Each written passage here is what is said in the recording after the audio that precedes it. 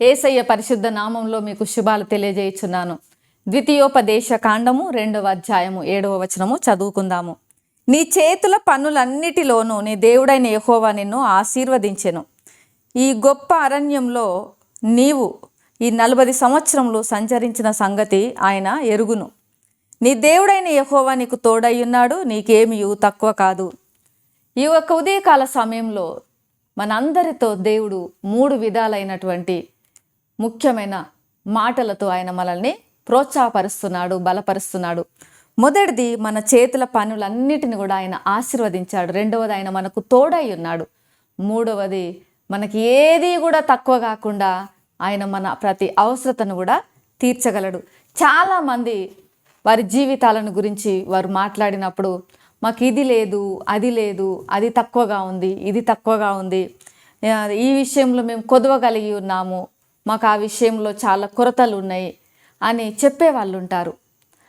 మాకు కావలసినంత ఉన్నది, మాకు ఏది తక్కువ లేదు, ఉన్న దాంట్లో మేము సంతోషంగా ఉన్నాము అని చెప్పేవారు చాలా అరుదుగా ఉంటారు.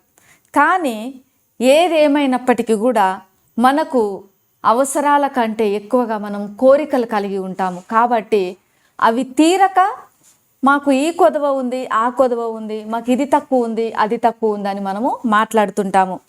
మంచి జీవితం జీవించాలి అంటే ఇంకా కావాలి, ఇంకా కావాలి అని ఈ లోకము మనతో మాట్లాడుతుంటుంది. కానీ మంచి జీవితము జీవించాలి అంటే అన్నీ వీరు వారు కలిగి ఉండటం మంచి జీవితం కాదు. మనము ఉన్న దాంట్లో సంతృప్తి కలిగి జీవిస్తున్నాము అంటే అది మంచి జీవితము. ఈ లోక ప్రమాణాలను బట్టి చూస్తే గనుక మరి ఇశ్రాయేలీలో మనంత సౌకర్యవంతమైన జీవితాన్ని వాళ్ళేం కలిగి లేరు. అన్నీ కూడా వారికి తక్కువే ఉన్నాయి. ఎందుకంటే 40 సంవత్సరాలు అరణ్య జీవితాన్ని జీవించారు, అరణ్యంలో ప్రయాణం అనేది చేశారు. మరి అరణ్య ప్రయాణంలో, అరణ్య యాత్రలో వారు విలాసవంతమైన సౌకర్యవంతమైన ఇళ్లలో నివాసం చేయలేదు. పంచభక్ష పరమాన్నాలతో వాళ్ళు భోజనం చేయలేదు. మంచి ఫ్యాన్సీ దుస్తులు, ఆకర్షణీయమైనటువంటి వస్త్రాలు ఏవి వాళ్ళు ధరించలేదు. కానీ ఆ 40 సంవత్సరాలు దేవుడు వారిని ఒంటరిగా విడిచిపెట్టలేదు. ఇంకా మీరు వెళ్ళండి, మీకు నేను తోడై ఉంటాను అని అక్కడ నిలబడి దేవుడు చూడలేదు. వారితో పాటు ఆయన కూడా ప్రయాణం చేశాడు. పగలు మేఘస్తంభాన్ని ఇచ్చాడు, రాత్రి అగ్నిస్తంభాన్ని ఇచ్చాడు. తినటానికి వారికి 40 సంవత్సరాలు మరి పరలోకం నుంచి మన్నాను వారికి సమకూర్చాడు. వారి మానాన వారిని వదిలివేయలేదు. వారికి కూడా తెలియదు ఎప్పుడు వాగ్దాన భూమిని చేరుకుంటారో, ఏ రోజున చేరుకుంటారో, ఫలాని రోజు అనేది వారికి తెలియదు. కానీ దేవుని మాటను బట్టి విశ్వాసంతో వాళ్ళు 40 సంవత్సరాలు మరి ప్రయాణం చేశారు. దేవుడు వారిని పోషించాడు, వారికి ఏమీ తక్కువ కాలేదు. ఈ దినాలలో సాధారణంగా మన జీవితాలను చూసినట్లయితే మనము ఇశ్రాయేలీల వలె భౌతికమైనటువంటి అరణ్యంలో మనం ప్రయాణం చేయటలేదు. కానీ ఈ లోకం అనే అరణ్యంలో మనం ప్రయాణం చేస్తున్నాము. కాబట్టి ఇశ్రాయేలీలకు ఏ విధంగా అయితే కొదవ లేకుండా దేవుడు చూసుకున్నాడో మనల్ని కూడా ఏది తక్కువ కాకుండా దేవుడు చూసుకోగలడు. వారికి మరి మంచి ఇండ్లు లేకపోవచ్చు, కానీ దేవుడు వారిని మేఘస్తంభం కింద ఉంచి వారిని మరి కాపాడుకున్నాడు తన కనుపాప వలె. వారికి పంచభక్ష పరమన్నాలు వాళ్ళు భోజనం చేసి ఉండకపోవచ్చు, కానీ దేవుడు వారికి మన్నానిచ్చి పోషించాడు. అలానే మనకి కూడా 3 పూటలు మనము జీవించటానికి మనకు ఖచ్చితంగా దేవుడు ఆహారాన్ని సమకూరుస్తాడు. మనల్ని ఎప్పుడు కూడా ఉపవాసంలో ఉంచాడు.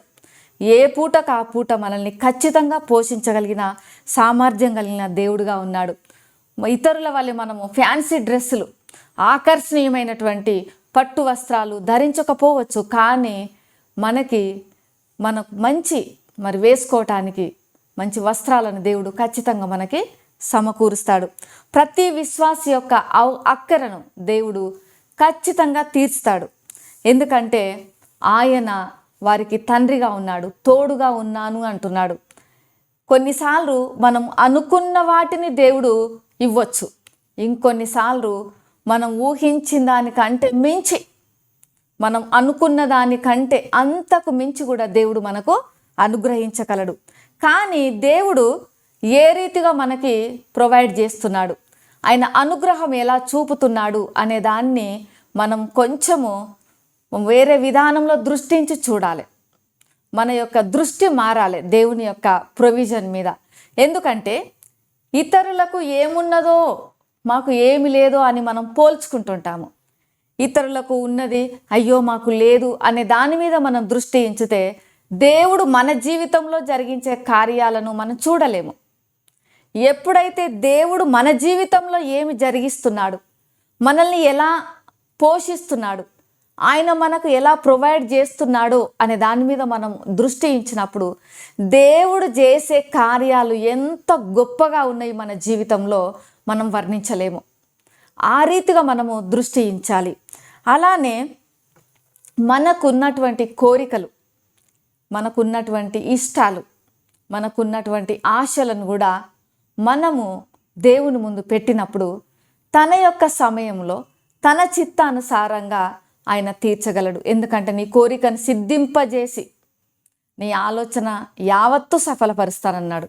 అనగా మన అక్కరలను తీర్చడమే కాదు, కానీ మన హృదయాంతరంగంలో ఉన్న కోరికను కూడా తన సమయానుకూలంగా తీర్చగలిగినటువంటి సర్వశక్తిమంతుడు, సామర్థ్యం కలిగినటువంటి దేవుడుగా ఉన్నాడు.